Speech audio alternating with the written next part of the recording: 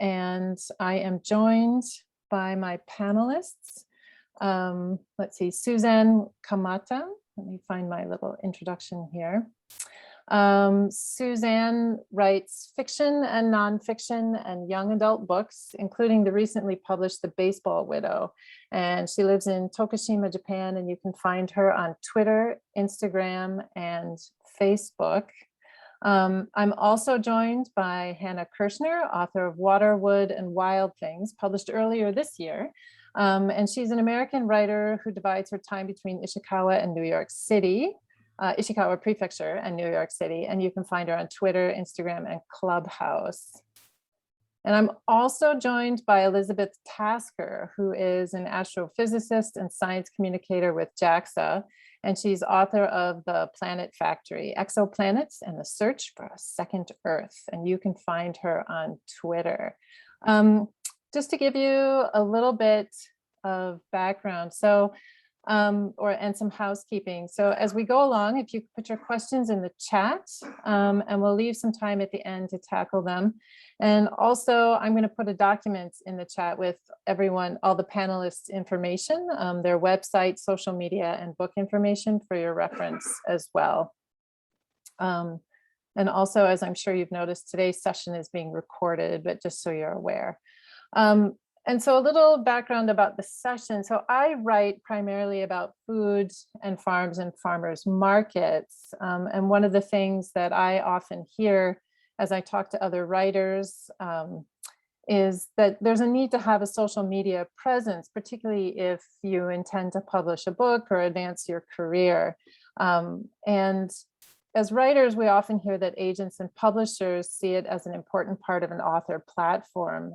And for me personally, as someone who's getting ready to send out a book proposal, I ask these three to join us and share their insights and experiences with this medium, because all three are very active, but in slightly different ways, and on different platforms. And it seems like they're having a lot of fun. So without further ado, let's get rolling. All right. So, whoopsie, hold on. There we go. So the first question I have is, and we'll lob this one at Suzanne. So, but it's for all of you and each panelist in general. So each of you is active on social media, but on different platforms. Could you talk a little bit about how or why you chose the platform you did and what it is that you like about it? And so Suzanne, if we can start with you. Okay, so first of all, when I started writing and publishing, it wasn't necessary to have a platform, and social media wasn't a thing. Back then, people were blogging a bit. There were like blog book tours were something new. So I joined Facebook because people wouldn't, stopped communicating with me otherwise. So I used to write, 20-page letters, and then people were like, well, you have to write to me by email. And then email became too much trouble. So the only way to keep in touch with people was through Facebook. So for me, like Facebook is very personal, and it was a way to keep in touch with friends and family. And then, I started getting requests from students and writers I met. So now Facebook seems like in some ways too public. Like I don't really want to post too many personal things on Facebook. But I have a lot of like writer friends on Facebook. And in my real life, nobody really appreciates what I'm doing as a writer, and they don't really care and they don't really understand. But if I post on Facebook something like, oh, my poetry chapbook is going to be published, like the average person doesn't know what I'm talking about. But on Facebook, like a whole bunch of people will like my post and I'll feel happy.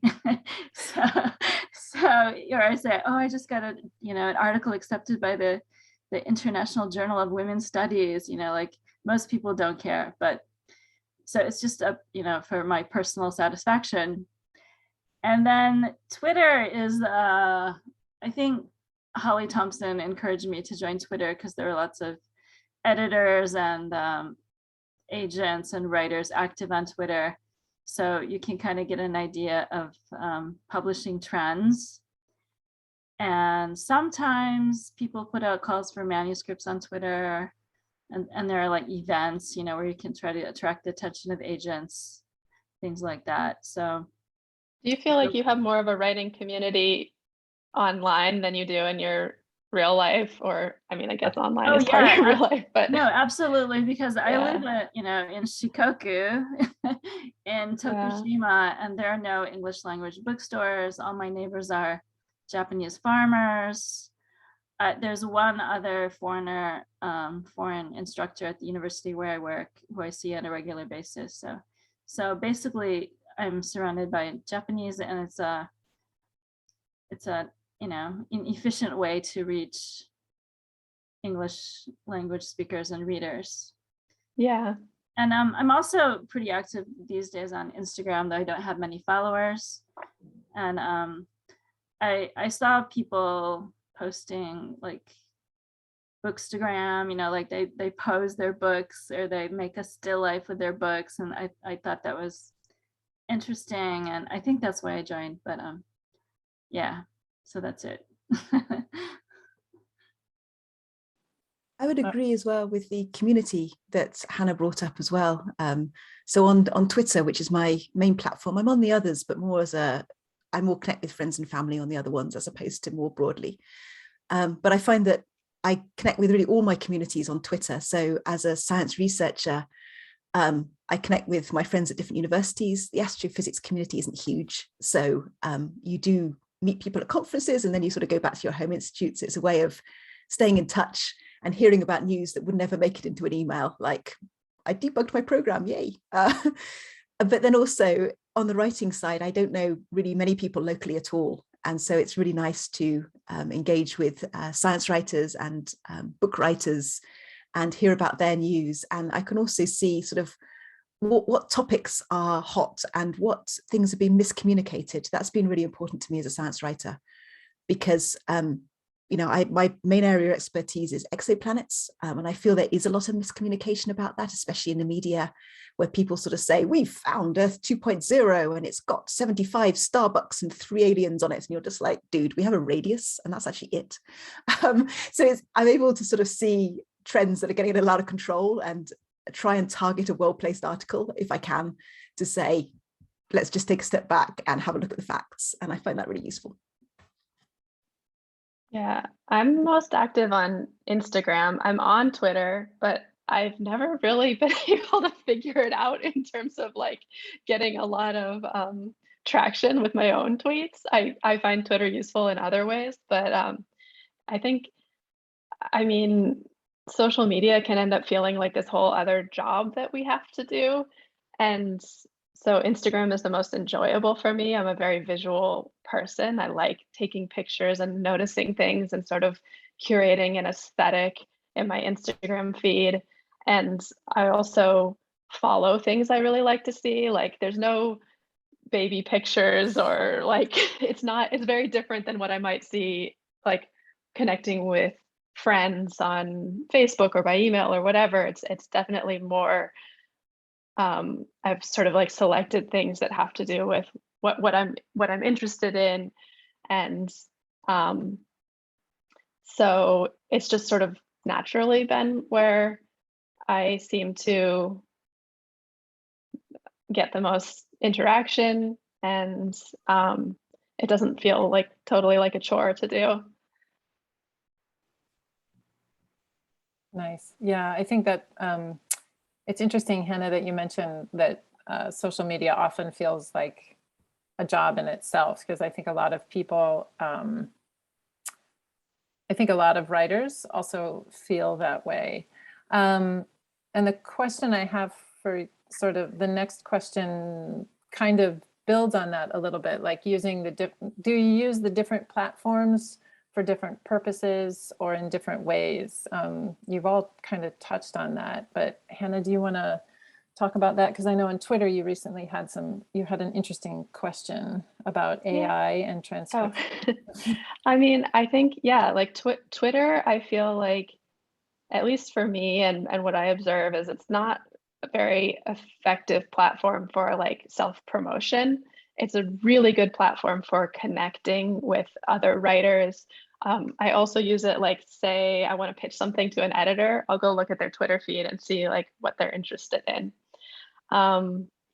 And yeah, so I see Twitter as more of a place for like conversation and community, and Instagram is more effective for sharing what I'm doing in my work and my life that's related to my work. So, and then Facebook's a whole other thing. I mean, I'm basically on Facebook because my grandma insisted that I go on there every couple of weeks and post, something of what I've been doing. But that's, yeah, as far as work, I feel like Twitter and Instagram are the platforms that I use. And then Clubhouse, I don't know. I can't tell if that's going to gain traction and stick around or not. It seemed to have a lot of buzz for a minute and was a really great place to connect both with readers and with other interesting authors and editors, but I can't really tell if that's gonna stick around or not.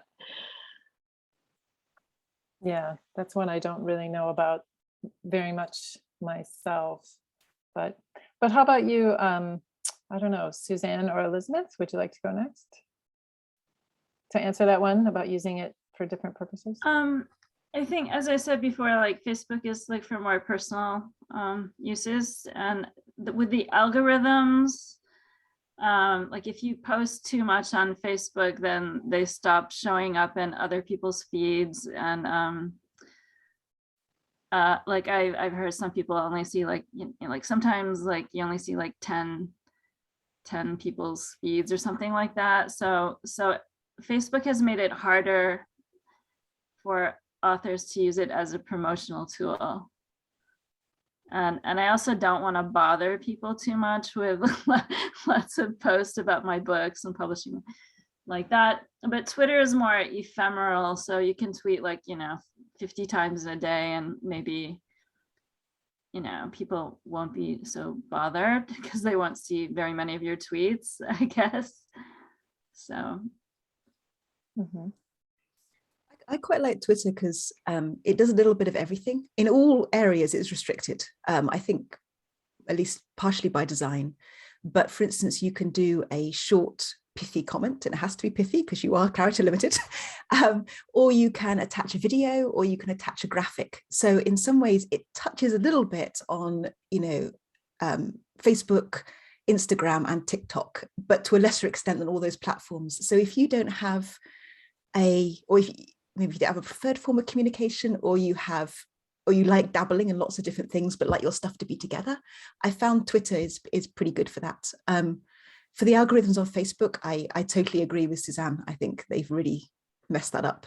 And I use Facebook purely privately to talk to friends and family, which I find a really good medium because you can write like several paragraphs text if you want, share something bigger, share a personal story. You can't do any of that on Twitter, really. You can do threads, but it's not quite as effective.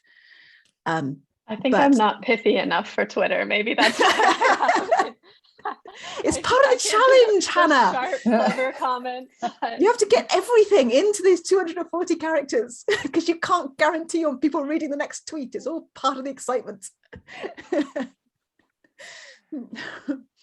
think another thing about Twitter is it's a really easy and quick way to support other writers. Like you could just retweet their tweets, and because that's kind of the goal of Twitter, is to be retweeted a lot. And so you can build up goodwill and you can help your writer friends. And I think that's one of the best social media strategies too. I mean, it sounds sort of gross to talk about it in terms of strategy, but I think that it's much more effective to be like engaged in like lifting up and promoting other people's work than to promote yours. Like it will have the side effect of then bringing more attention to your work too.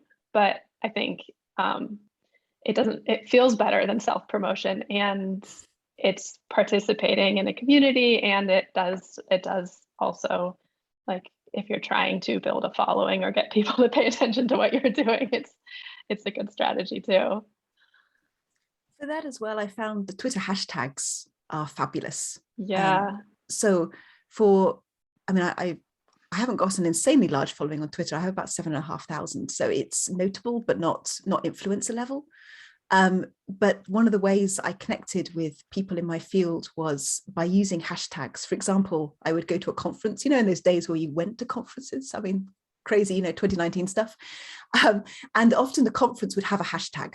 And so everyone was using that hashtag when they tweeted about talks they were attending. And I found that useful in lots of different ways. I found it useful as a researcher because actually we had a conversation on this channel just before this session started where someone said, oh, well, I wanted to attend your session, but I was actually speaking in the parallel session, so I couldn't. Often in big conferences, that's always the case. There's always parallel sessions. And one of the things the hashtag enabled you to do is keep an eye on parallel sessions while you're in your own. So you could see, and it's good to see what's going on if you couldn't actually attend the talk. It's also good if you're trying to attend 2 sessions and you need to go out in the middle to switch talks, but the talks may not be aligning exactly, but the hashtag will tell you what talk is on what session. And I also found it great for followers because people would say, oh, Elizabeth, she's really interested in exoplanets. She's tweeting all the exoplanets information. If I want to know more about exoplanets, I'll start following her. And so that's been great for building an audience too. I don't know if this is really effective as a marketing tool or whatever, but sometimes if I read a book that I really like by a really well-known author, and I tweet about it, that person might retweet and then at least my name pops up. Or recently, I noticed that Andrew McCarthy, who was a really popular actor in the 1980s, he published a book, and I noticed that he was like retweeting that was his marketing strategy, I guess, to retweet every tweet about his book. So I took a photo of his book with my 1980s book, Screaming Divas, and I posted it, and I didn't think he would go for it, but he did. He retweeted it. so you can do stuff like that, promote other people and yourself at the same time. Mm-hmm. Very nice. And indeed, that happened with the Japan Writers Conference, because they've been tweeting and I've been retweeting them. So it totally works. That's right. That's right. And actually, Elizabeth, during our conversation yesterday, you made a comment about followers. Let me take a look at the question I jotted down from that. Like, you also mentioned that sort of the hashtags helped you sort of brought you to the attention of someone. And then, but you also talked a little bit about your followers reaching a certain number, and then that helped you increase having followers. And can you talk a little bit maybe about like what role do you see followers having or playing or? Yes. I'm not, like I said, at an influencer level. I mean, some people on Twitter have sort of 250,000 followers. And by that stage, you're obviously reaching a huge platform in your own right. At 7,500, I'm obviously reaching quite a lot of people, but still fairly specialized. Like, they're people who are genuinely interested in the content. They were probably following it a little bit anyway, and they've added me onto their follow list. But what I found was that once I passed, this is going to be very ballpark, once I passed the 1,000 mark, and especially because I was tweeting at conferences with the hashtags, I started to be followed by people who were themselves influencers. So I might not have, 250,000 followers, but a few people who did started to follow me. And that meant that I could bring things that I thought were important to the attention of people who might be able to publicize them more widely. So one example might be I'm followed by quite a few journalists, professional journalists, people from the BBC, people from, the big space editorial magazines. And so, as I mentioned previously, one of the things I use Twitter for is to sort of spot misconceptions and then try and write an article or a Twitter thread that kind of hits that point. And getting it seen by those people often means they in turn, they might retweet it, but they also it might end up as an article on the BBC News. It might end up, on Universe Today or space.com or one of the big channels. And so although I personally haven't reached a massive audience, I've put it in the hands of people who are capable of reaching a massive audience. And that's been wonderful.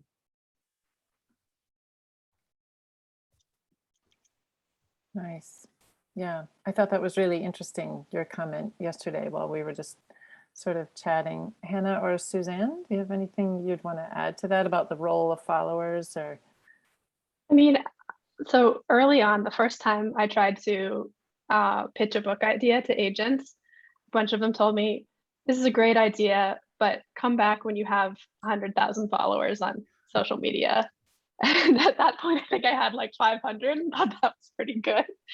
But I never got to 100,000. I'm now at like maybe 6,000 on Instagram, which is not even considered an influencer. I think you have to be over 10,000. And so I just want to offer that as like encouragement to anybody who's feeling like their social media following is going to be a barrier. I think that it is what they really want, what publishers and agents really want is for you to have a platform. And so social media is one way to build that platform, but it can also be that you're publishing articles, it could be that you're teaching. So I think it's important to think about your platform beyond just social media. And then also to what Elizabeth was saying, like quality, not quantity of followers. Like if you can say all these influential or notable people follow me on social media, well, then that shows that like you're saying you're contributing to something to the conversation, to the culture that people are interested in. So I think, yeah, it's not just about how many followers you have. Though if you can get to 100,000, then it definitely does open doors. Right. Suzanne, anything you wanted to add? Not really. I mean, I don't have that many followers, but no one has ever commented upon it. You know, no publisher has ever refused to publish me because I didn't have enough Twitter followers or whatever. So obviously, you know, it might be helpful to have followers if you have the right followers who are truly interested in your writing. But it's not. So maybe it also depends like what genre you're writing in or what kind of publishers you're working with. At that time, it was like a cookbook idea, and that was 10 years ago or something, when especially in food media, social media was really important. I mean, all these influencers were getting book deals. So it was sort of like if you have enough people following your blog or your Instagram, like you could get a book deal. I think that's shifting a bit now, and also probably isn't the same in every genre. I'm going to shift gears just a little bit here, but one thing I've also wondered about is like, do you have any, and you've touched on this a little bit, but do you have like any specific strategies that you follow or that you approach your social media with? Any specific strategies or plans that you have, or is it more organic and free-flowing? I don't have like a social media schedule or specific strategy, but I think there are certain things I think about. One is I pay a lot of attention to what I'm interested in seeing and specific to each platform. What do I like to see on Twitter? What do I like to see on Instagram? And so I think about that in terms of what I post. Would I be interested in seeing something like this? And then the other is to just engage with other people, like make a point of going on other people's feeds and, or, you know, commenting on their tweets, commenting on their posts on Instagram. So I think that's important too. So I agree. I think someone in the chat, maybe it was Tom, said it's good to balance out your promotional tweets with supporting other people, or you know, things that are not directly about you. So even like on Instagram, I try to like have like cats, food, book, you know, to sort of mix it up a bit, you know. And then on Twitter, I try to promote other people and other just comments about things more than I try to promote myself. And for the baseball widow, I recently wrote an essay for books. I think it's called Books for Women. And I tried to have a title that would be sort of, clickbaity. So something that would be useful for other writers, not just about, this is how I, got the idea for my book or something like that, just something that would be useful for other people. So I try to be useful. And I think that's a really good point, is like posting things that would be useful to other people. I wouldn't say that I had a very rigid strategy, partly because of a point that was raised, I think, by Hannah earlier, that it's important to enjoy using social media. Otherwise, you simply won't keep it up because it does take time. So it has to be fun. And there are some things I do try and do. For example, if I'm sharing an article, either one I wrote or one that I think is important for people who, like we said, are interested in the same sort of things I'm interested in, I try and share it with a graphic or an animation. Those tweets are often retweeted a lot more and get a lot more shares than just a link. And people are also, they're incredibly lazy. I mean, you cannot overestimate this. They're terrible. So for example, if you have a link to a longer movie, then people are much less likely to click on that link, even if it's just going to YouTube, than they are to watch it if it's embedded in the tweet. Now, Twitter, as I also previously mentioned, doesn't do anything quite as well as the other platforms that are specialized in that area. So you do have a pretty tight time limit. You have 2 minutes and 20 seconds for a video. So it's great if your video fits on there. And if I design a video myself, I often try and squeeze it into 2 minutes, 20 seconds so I can embed it directly in the tweet. If you can't, and for instance, supposing I was retweeting this session afterwards to advertise it, what I might do is record, do a screen cap recording of 2 minutes that had a particularly fun or useful tidbit of information, and I might attach that to the tweet, because that often gets retweeted and shared and liked and commented on far, far more than a basic link. So I would say that was a strategy. Mm-hmm. Can you, I think also, Elizabeth, ahead. You were saying something when we were chatting outside of this about sort of having consistent themes in your Twitter. And I feel like that's a really key thing too, is like, not that you have to like stick to only one kind of tweet or post or whatever, but that people, I know I like to follow accounts where I sort of know what I'm going to get. Like, oh, this person posts like beautiful nature photos and like funny, sarcastic comments. Yeah, 100%. And that's happened fairly organically. Like I don't not tweet a lot of stuff because I think, well, that doesn't go in with my theme.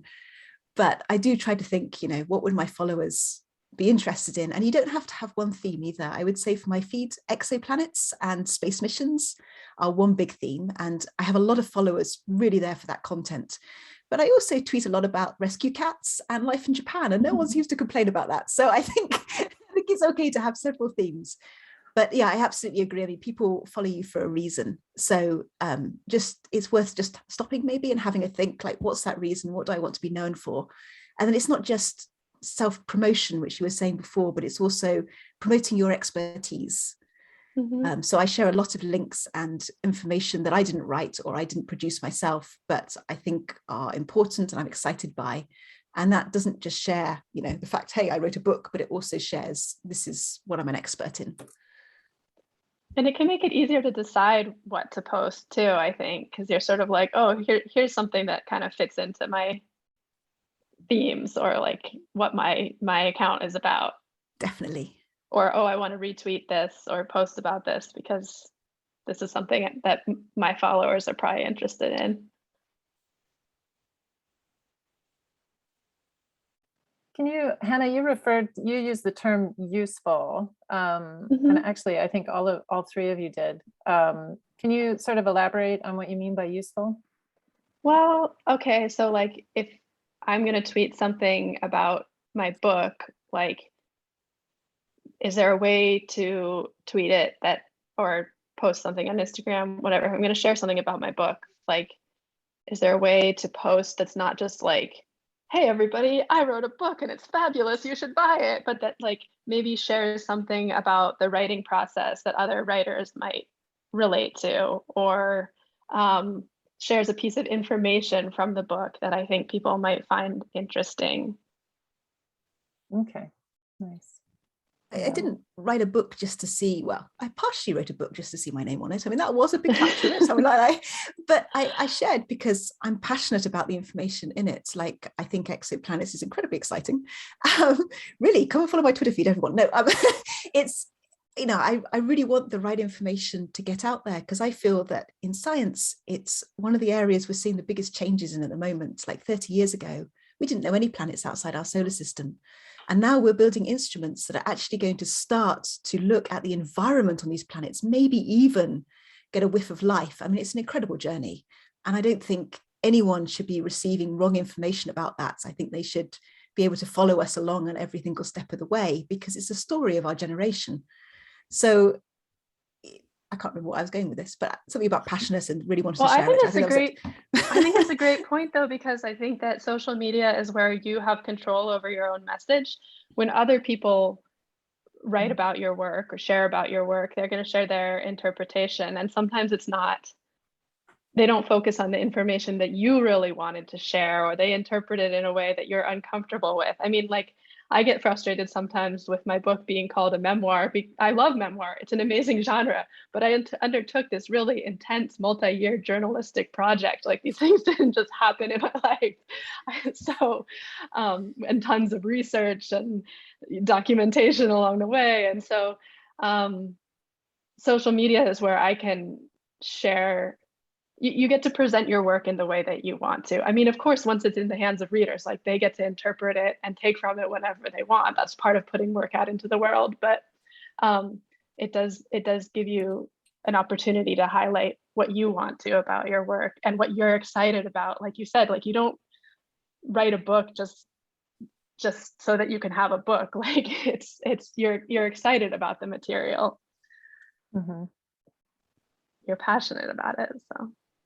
Mm-hmm. Well, one thing you can do on Twitter is you can pin tweets, like, so if someone goes to your profile, the first thing that might come up is a good review of your book, and then, you know, your Twitter feed can be about your specialty or what, you know, kind of more general things. Yeah. Mm-hmm. Yeah, that's a handy feature. All right. Yeah, pin a tweet. Okay. Let me just look at my list of questions to see if there's something. I know. So I know that you all said you didn't necessarily have specific strategies, but I'm wondering, is there anything you ever did that just didn't work for some reason? Like, it just sort of went meh when you put it out there on your social media? Tons of things. Oh, okay. Go ahead. Oh no, go ahead. I was just gonna say, a lot of authors do like giveaways on Twitter, and I don't know how to do that, and I don't know. It seems like, for me, it's just been kind of a waste of time. My publisher set up really some elaborate giveaways. Like, you have to follow me on Twitter, you have to follow me on Instagram, you have to, you know, recommend me to 5 people and things like that. And I just haven't found that to be very effective.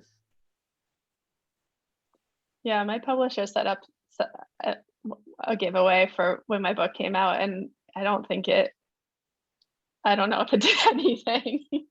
Somebody got a free book, so that's nice. But I think the things that definitely don't work for me is when I'm posting things just because I think it's like what I'm supposed to, or what's expected of me, or what I think like should work on social media. I think sincerity is really important. And I think that like pure self-promotion is both uncomfortable to do and off-putting for most people to read. So I think, yeah, sincerity. I mean, you do have to promote yourself. Don't get me wrong. Like when my first book came out this past spring, and so I was doing all these events online and posting everywhere and writing articles that were related to it and sharing those. And I'm thinking like, oh my God, everybody is so sick of hearing about my book.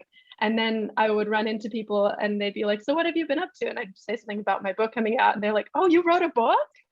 So I think on the one hand, like pure self-promotion isn't very appealing and is uncomfortable to do, but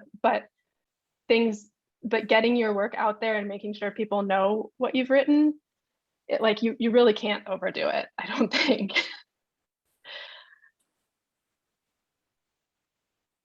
Interesting. Elizabeth, did you want to add anything to the sort of strategies that didn't work, or? No, I think I just obliterated them from my mind if they weren't effective. That's how I feel too. Like I'm like, I don't remember tons of things, but I just don't really, I try not to think about that. I mean, it's definitely happened that I've tweeted something that I thought was a great article or really exciting, and like sort of like 2 likes, and I'm like, really, guys, why didn't you like this? It's awesome. But I've never really found out what the pattern is. Sometimes it's the opposite too, right? Like sometimes I'll share something that I think is like totally not going to be interesting to people, and that's the one that catches on. Absolutely. Yeah, 100%. That definitely happens. Sometimes it's an off-the-cuff comment that I make that's like regarding like a subway stop or something, and suddenly I've got like 100 likes. Really. Yeah, so I'm not always sure exactly what works and what doesn't. I do find sometimes time is an issue, like especially I'm tweeting English material from Japan.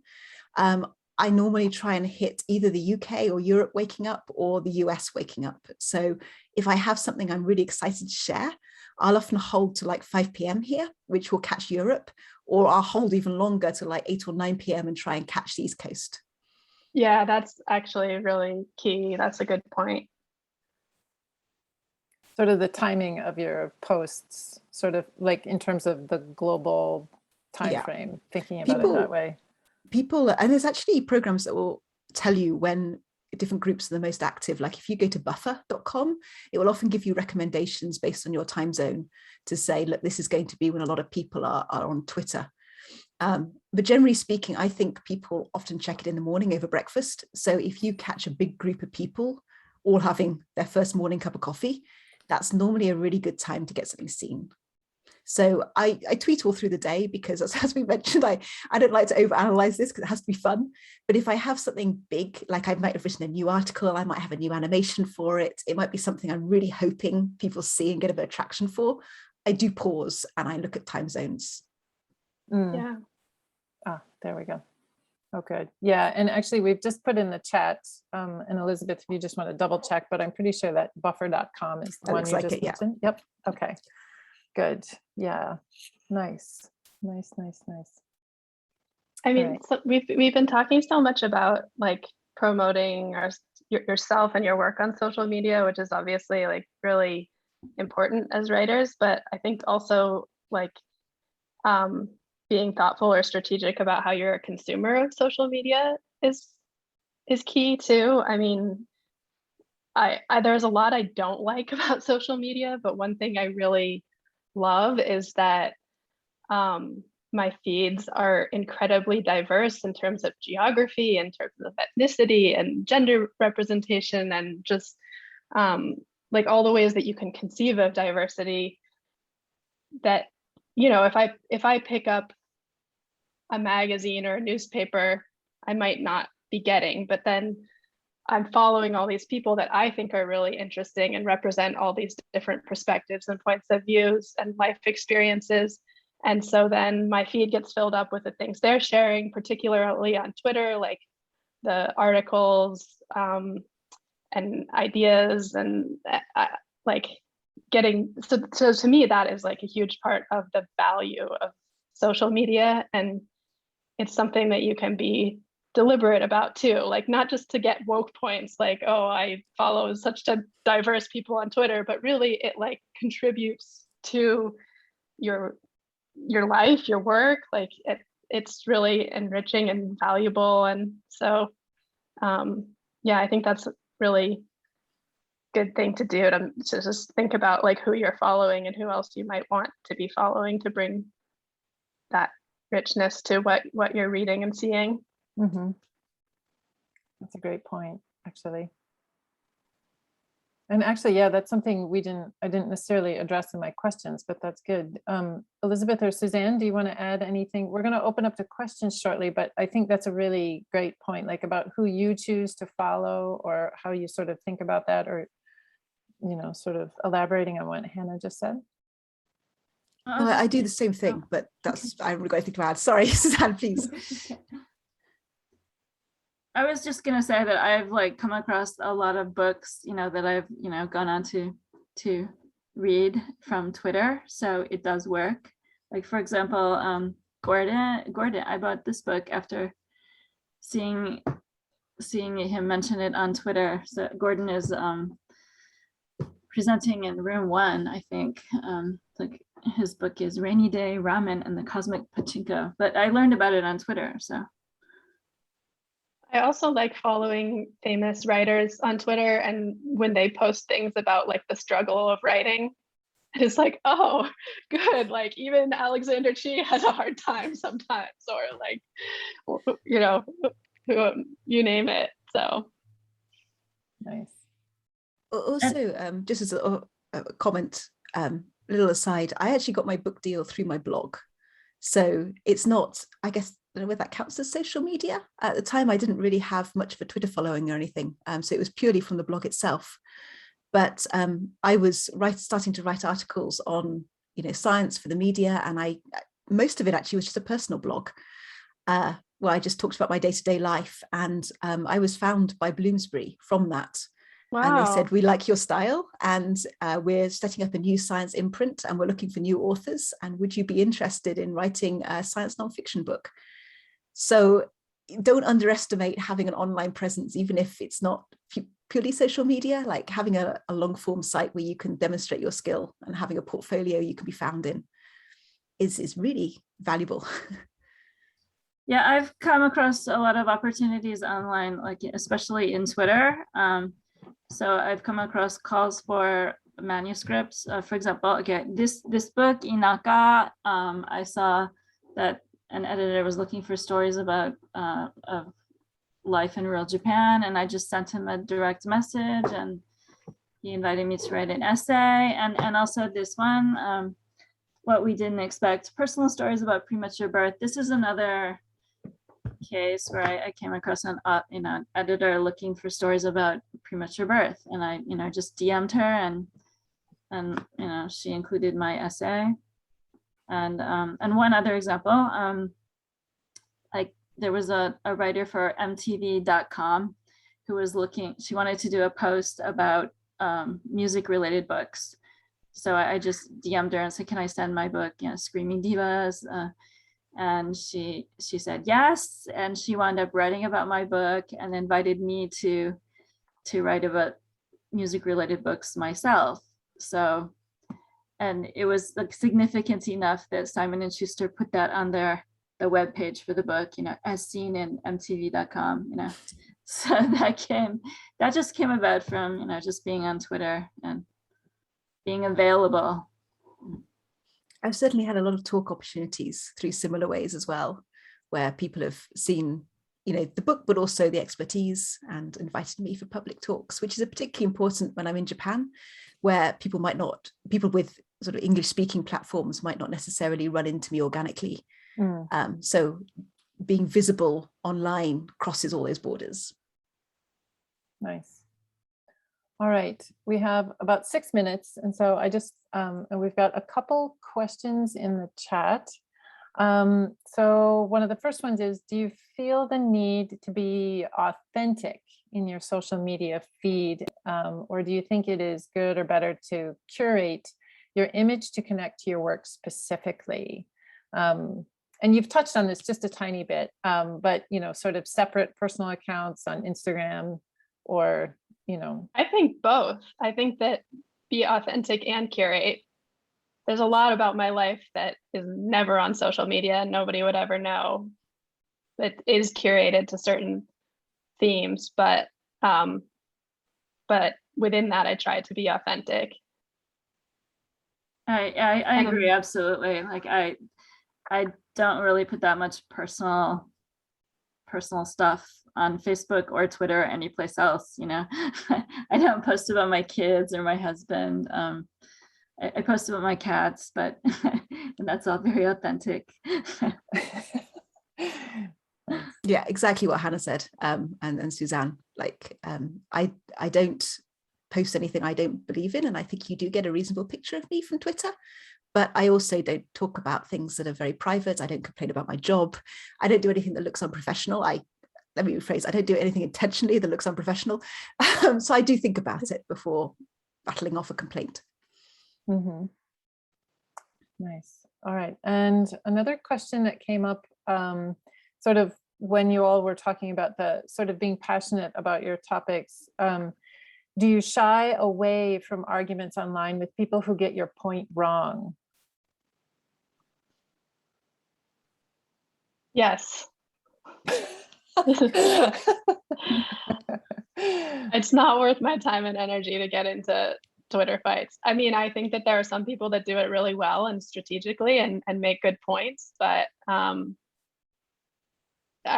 me, that's, I think particularly as a woman online, I feel very vulnerable. I mean, trolling can get pretty intense and sometimes bleed over into the real world.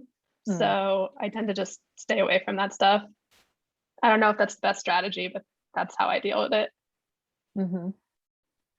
I tend to just either ignore. I don't usually block people, but if someone starts going off on a tangent, I just ignore them. Like, for example, I tweeted in support of Princess Mako and the marriage between Princess Mako and Kei Komuro. You know, just something like, I'm team, you know, Mako and Kei, and some I don't know, so a Japanese person like started going in about how he's like associated with the Yakuza and whatnot, and I just ignored it.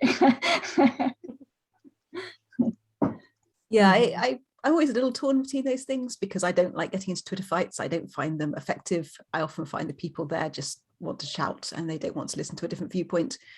On the other hand, I also want to show my support for certain people and groups. And I feel that sometimes staying too silent, you know, doesn't help either. So I don't do it a lot, but sometimes I do post comments or share articles, or sometimes I cheat and just share someone else's tweets, showing support for, you know, for instance, the LGBT plus community, for trans rights, for, you know, for things like Princess Morocco. And, you know, I feel it's important also to make the statement to say, I really do support you and I want to support you, but I just don't want to get into a fight with crazy people. Yeah, I find that really tricky sometimes too, because like I have written for the New York Times and I want to keep writing for publications like that. And they have extremely strict guidelines on social media, even for freelancers, on like not appearing political. And sometimes the difference between what's political and what's just standing up for basic human rights can seem complicated. Like things that I think just should be like, well, of course I support this, could also appear political. And then, so I don't know. I mean, how I speak in my personal life to my friends and colleagues is much much more frank than how I am online. But I don't know, I think that's tricky. I also am sort of put off by like performative allyship. It's like, well, great if you're tweeting and retweeting a bunch of stuff, but what are you actually doing in the real world? On the other hand, remaining silent also says something. So that's part of social media that I find really tricky, particularly as a journalist who's supposed to maintain some sort of illusion of objectivity. Mm-hmm. Yeah. But I guess one way I get around that, though, if I can say, is just simply by like, again, going back to like sharing, retweeting, supporting writers who I think their work is important. Mm-hmm. All right. We're at 10:50, but we do have one quick question. And so if I just want to get it out there because Margaret put it up there for us. And so she asked if you have qualms about the possibility of your writing work being taken from your blog or messages. And she's thinking about copyright. And if I can get your take on it in like a minute from all three of you. I would say it absolutely happens, especially newspapers like the Daily Mail. I have decided not to worry about it so far. Yeah, I feel like it's one of those things you just don't have control. And if people are stealing my ideas, it means they don't have good ideas, and I'm going to have more good ideas. So Nice. I don't really have a blog, keep a blog or anything anymore, so I'm not really sure like where they would be stealing from. I think Twitter tweets are not copyrighted, I think, right? So if someone takes a tweet of mine and puts it in an article or something, that's kind of promotion for me, as long as they're, giving me the attribution, that's fine. I mean, that definitely happens, and that's quite good. Yeah. So sometimes I've been quoted in articles, but with literally my tweet copied with my name, which is really nice. But of course, it could happen without that. Mm-hmm. All right. Okay. We're officially 1 minute over time, and that was fantastic. Thank you three very much. That was terrific. I've put in the chat a PDF with everyone's contact information. So now you can go and follow them on Twitter or Instagram and check them out. And if you still have questions, feel free to ask them there, because and maybe use the tag the Japan Writers Conference, or use the hashtag, since we just learned about that. And so, can you post what the hashtag is here in the chat too? Oh, that's a really good question. I would guess, now you're finding out why I wanted to host this particular session. So I'm going to guess it would be these two. Okay. Yes. Yeah, that's what I would have guessed. Yeah. So thank you. This was really fun. And yeah, I'm curious who all these folks are. Some people here I recognize from their bylines, and other folks I'm curious to meet. So maybe we'll meet on the internet. Yeah. And what I will say is all three of you are very well worth following. I certainly enjoy you, which is the other reason I asked you. So, I never got around to mentioning my Instagram tour, but if you want to see what an Instagram book tour looks like, there's one happening on my Instagram right now. Oh, cool. Oh, very nice. Very nice. Yeah. Okay. Awesome. All right. Well, thank you, everyone. I'm going to pause the recording